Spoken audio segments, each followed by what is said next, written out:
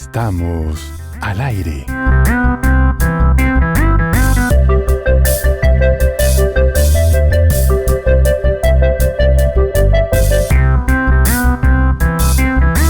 Bienvenidos, querida audiencia. Luego de un largo silencio, nuevamente está al aire Crónicas, Cuentos y Relatos. En esta ocasión tendremos a la escritora isleña de San Andrés Islas, Edna Rueda Abrams, con una columna y un cuento. Acompáñennos.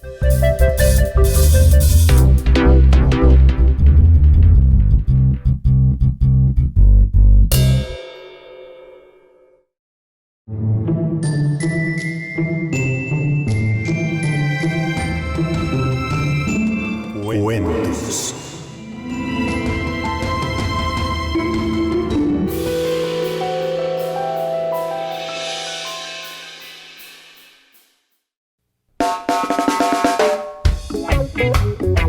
Guerra interminable. Por Edna Rueda Abrams. Por cosas de la vida se había hecho a una radio que lo comunicaba con el mundo desde su silla gris con resortes y ruedas. Esa noche, mientras dormía, en el segundo tercio del siglo que crecía con él, estallaba la última de las guerras románticas, una con héroes y villanos claramente separados por una cruz esvástica, y a la mañana siguiente, cuando la secuencia de los puntos, las líneas y los silencios de la clave Morse describían una hostilidad europea que amenazaba con hacerse mundial, salió a su balcón para comunicarle al pueblecito lo que sucedía a un océano de distancia. Tranquila como era esta aldea, solo lo escuchó este hombre que traía a cuestas el producto de su trabajo en el mar. Contagiado como el radioaficionado de la novedad y la emoción, se hizo pronto una costumbre del pescador y el comunicador encontrarse cada mañana a las afueras de la casa para ponerse al día sobre los sucesos históricos que eran narrados elocuente y detalladamente, exagerados y casi mitificados. Y pasaron los años, y a la guerra se le adicionaron países, y a la novela se sumaron señoras de la cuadra, personas del mercado, y hasta llegó a aparecer el alcalde, a quien el secretario traía una silla con cojín para que se sentara mientras escuchaba la narración. Una semana, apareció el pastor con su esposa y sus 4 hijos, que se tenían que bañar bien temprano, porque el encuentro se hacía siempre a las 9, y luego llegó el párroco con 2 monjas y el sacristán, quienes bendecían el cuento con una oración en latín y un sahumerio de incienso. Entrados en el menester, fueron invitados los integrantes del coro de las principales iglesias, los comerciantes y la reina de belleza. Llevaron a los niños de la escuela, que cantaban el himno nacional antes de cada alocución. El pescador, por su parte, se dio espacios hasta que terminó con la pequeña multitud detrás de las autoridades y el encuentro pasó de ser corto e informal a pomposo y solemne, demostrando cuán aburrido había sido este pueblo. Como era de esperarse, el poblado dividió sus afectos y no faltaron los que se agruparon en torno a los malos, y lo hacían convencidos, enamorados de una ideología que no entendían. Defendían a un montón de hombres que seguramente los hubieran ahogado en cámaras con vapores y prejuicios. Y con esas ideas en mente, vecinos se volvieron contra vecinos. Unos se hicieron nazis, unos se hicieron aliados. Y así fue, sin mucha motivación, como cuando un cucuteño se hace del Barcelona, como cuando un pastuso se hace del River Plate, por la única y verdadera razón que mueve al mundo, porque sí. Cada año, la historia tomaba más y más detalles. Se hacía una tarea titánica para el radiolocutor, que perdía sus noches preparando el material del día siguiente. Hablaba con ingleses y con americanos. Luego nutría sus libretos con anécdotas dotadas de una imaginación fulgurante. Los hacía llorar. Los dejaba en vilo. Luego les mostraba el mapa de Europa. Juntos aprendieron sobre los Alpes, sobre Polonia y sobre la joven muchachita a la que llamaban Elizabeth II, que se hacía valiente frente a la invasión de su país, que hasta ese día había sido siempre el colonizador. Hablaba del miedo de los soldados cuando dormían en las trincheras, de valientes pilotos atravesando el cielo para defender la Eiffel, de espías americanos con sofisticados aparatos para comunicarse sin cables. En fin, detalles ínfimos que no tenían por qué conocer. Probablemente, si la guerra hubiera sido como él contó, los héroes hubieran sido más que los muertos. Pero un día pasó.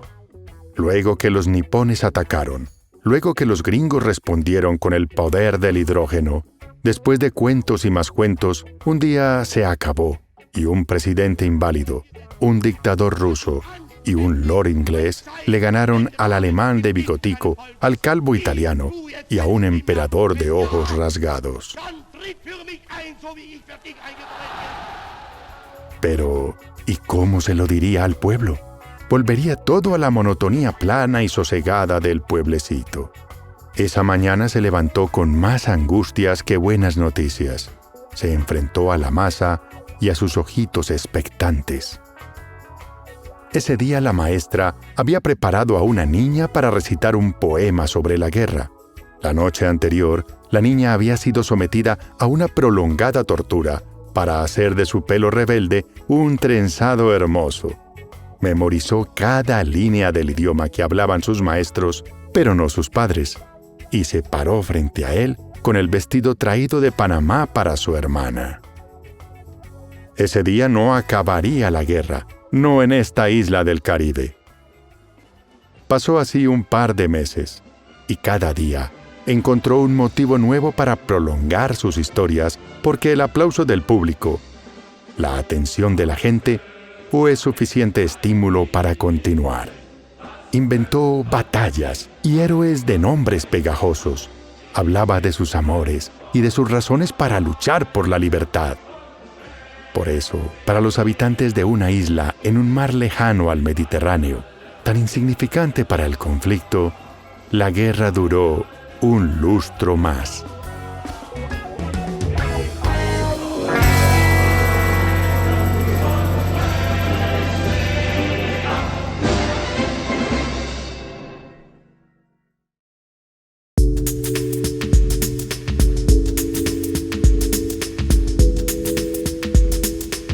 Guerra Interminable hace parte del libro Me voy conmigo, de la escritora isleña de San Andrés, Edna Rueda Abrams. Acerca de él nos dice la autora: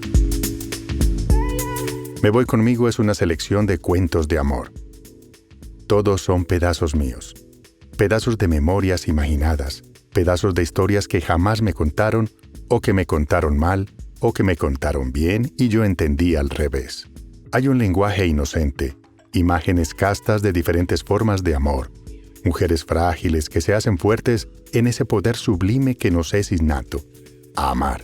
Hay también quereres escuetos, irracionales y metódicos al mismo tiempo. Es un libro sin pretensiones, es más bien un experimento, un viaje al interior de un bosque sin lobos, donde el mayor peligro es descubrirse simple, tonta. El lector va a creer al terminar el libro que conoce un poco de lo que hay en mi cabeza, y cuando lo haga, le ruego que me busque y me explique lo que ha entendido. Si me encuentra, tóqueme el hombro, tomémonos un café. Si por el contrario no descubre nada especial, entenderá por qué sigo en el camino, por qué me fui conmigo.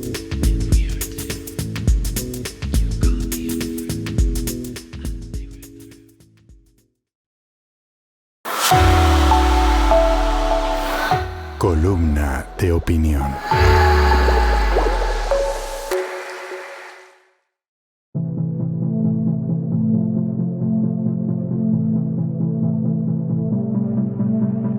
Robots en terapia. Por Edna Cecilia Rueda Abrams. Karel Čapek usó por primera vez la palabra robot en su obra teatral R.U.R. Robot viene del antiguo eslavo robota, que se refería a la servidumbre. Robota deriva a su vez de la palabra eslava rabú, esclavo.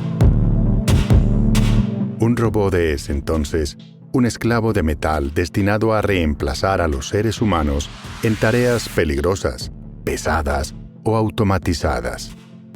Las tareas que hoy son destinadas a la franja más pobre de la sociedad. Los Epsilon, diría Aldous Huxley en Un mundo feliz. En el 2016, dos artistas chinos, Zhu Yuan y Peng Yu, instalaron una pieza a la que llamaron Can't Help Myself. La obra consistía en un brazo robótico como el de cualquier línea de producción, en pérdida constante de su propio líquido hidráulico, un fluido rojo sanguinolento que se derramaba a su alrededor.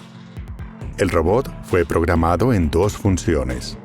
La primera, tratar de recoger el líquido y así mantenerse vivo. Y la segunda, entretener al espectador con un baile gracioso. Al principio, la máquina estuvo ocupada deleitando a la multitud que la visitaba, interactuando y divirtiendo. Pero el paso del tiempo y la pérdida de líquido hidráulico que no alcanzaba a contener cambiaron sus prioridades hasta ocuparse únicamente de sobrevivir. En el 2019, la máquina murió, dejando como herencia una metáfora con la que podemos relacionarnos. El aparato nunca buscó el origen del goteo. No tenía en sí el espacio de reflexión que le permitiera analizar la situación globalmente y buscarle una solución definitiva. Había sido hecha para ocuparse del día a día, para divertir, trabajar, sobrevivir y al final morir. El intento infructuoso que hizo el brazo mecánico por mantenerse en movimiento y a la vez entretener a sus observadores no parece muy diferente a nuestro diario vivir a través de las redes sociales o la vida misma. La filtración de nuestro líquido hidráulico frente a la mirada estática de la audiencia parece obligarnos a enfocar nuestros esfuerzos únicamente en subsistir, haciendo de la introspección un momento inalcanzable. Esa es la función de la educación, de la filosofía, del psicoanálisis y de la terapia. Detener el proceso, encontrar la fuga, estudiar la causa y proponer un parche para el agujero en vez de girar desesperado para no morir. Solo los humanos, dentro del universo de lo que conocemos, somos capaces de reflexionar sobre nosotros mismos. Renunciar a eso nos convierte en robots.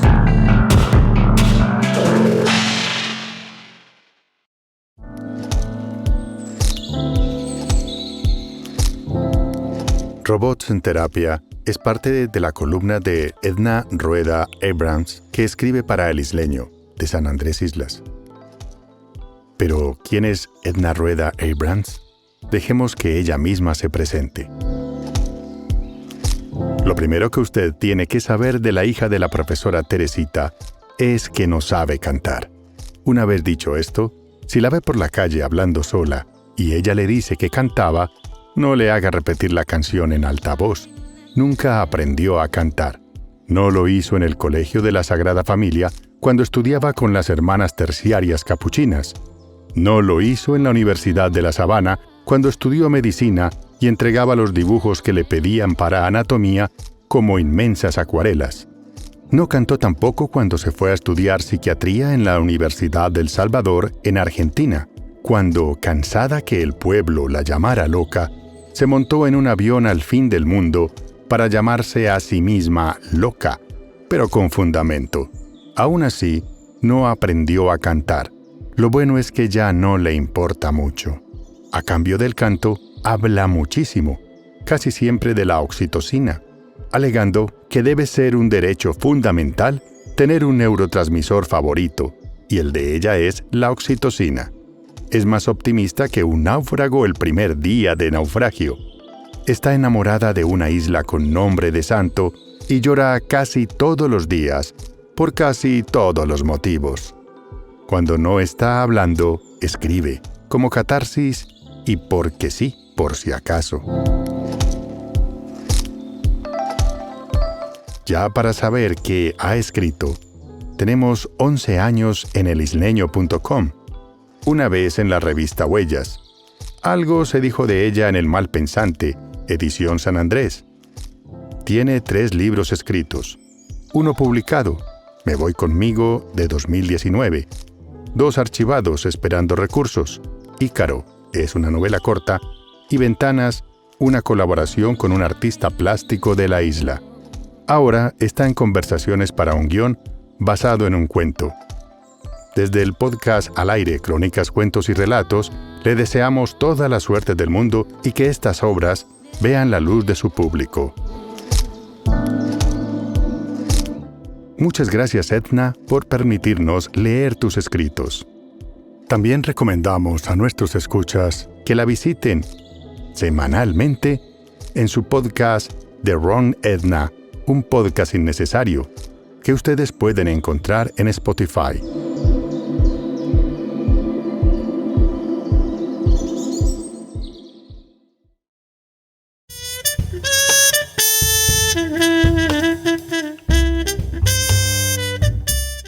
Y así hemos terminado la primera emisión de nuestra segunda temporada de Al Aire, Crónicas, Cuentos y Relatos.